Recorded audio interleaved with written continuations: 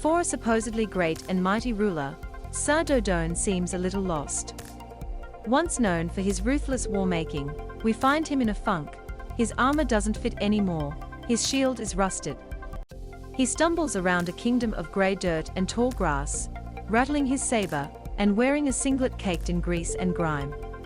Even from the back of Adelaide's Festival Theatre stalls, you can almost sense the cheetah dust down his front. His two heirs jostle for his favour and greedily eye his crown, played by Samuel Dundas and Nicholas Jones, as corporate fail-sons in slick business suits.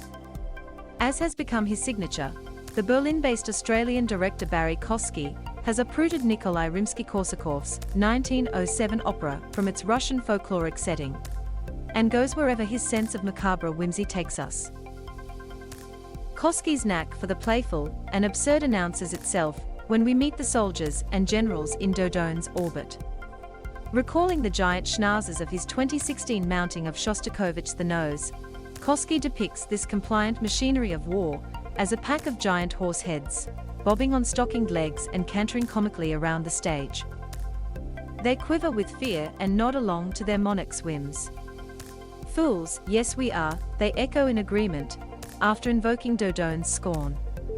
Dorton with his arm is Andrew Scott Beveridge.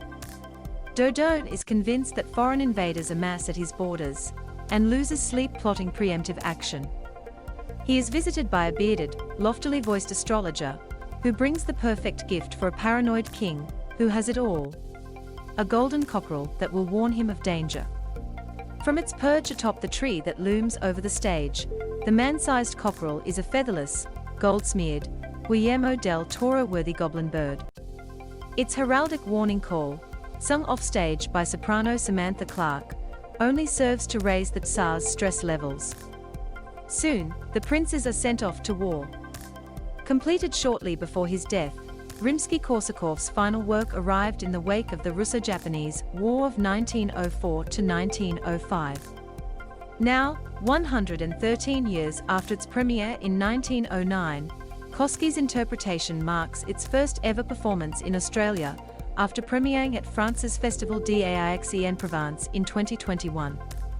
As far as century-old commentaries on Russian autocracy and doomed foreign policy go, it could hardly have arrived at a more pointed moment, performed by a European and Australian cast that includes both Russian and Ukrainian performers. The Tsar himself is played by British-Ukrainian bass baritone Pavlo Hunka, who this week has been vocal in his condemnation of that other Russian autocrat. The Queen of Chemarka and the Cockerel, Andrew Scott Beveridge. But this fairytale, based on an 1834 poem by Alexander Pushkin, moves beyond surface-level geopolitical parallels. When Dorton ventures out to learn of his son's war efforts, he crosses paths with the Queen of Chemarka, a foreign tsaritsa with designs on his kingdom. She's played like a seductive old Hollywood starlet, dress fringed with long sparkling tassels, and backed by 4 dazzling male courtiers who dance and strut around her. As Dorton grows besotted by her beguiling movements, the aging patriarch channels his insecurity into the leering pursuit of the young and virginal. But the tsaritsa plays to his vanity, entitlement and desire, and soon he's willing to do just about anything to win her. He begrudgingly sings for her, and even tries, humiliatingly, to learn to dance for her. It looks like the feared Tsar might end up surrendering for love, rather than war. To receive Guardian Australia's Weekend Culture and Lifestyle email. Ever since his fabled stint as Adelaide Festival's youngest ever director back in 1996, Kosky's name has been whispered around town with reverence and glee. Current festival co-directors Rachel Healy and Neil Armfield have wisely made him a key plank of their tenure, first with 2017's Saul, and then the Magic Flute in 2019. Only for a few moments does the Golden Cockerel approach the kind of colourful ensemble spectacle that seared Saul into audiences' memories. Andrew Scott Beveridge.